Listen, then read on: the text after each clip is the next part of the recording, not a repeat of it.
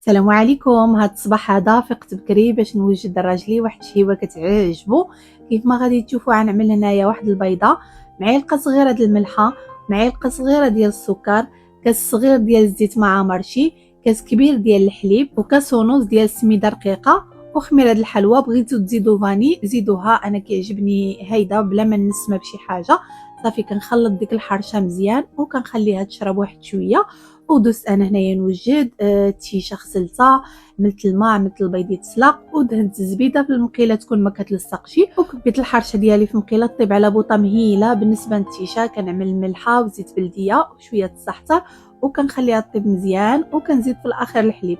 صافي هنايا ذوبت شويه زبيده، زدت عليها العسل، بيضات مسلوقين، التمر، الفرماج. والفطور هو هذا، دغيا دغيا متواضع. المهم بالنسبه للحرشه كتجي مزيونه، انا عملت وحده غليظه وحده عملت رقيقه باش نعطي منها لمحمد سلطان في لانش بوكس. التيشه كتجي غزاله.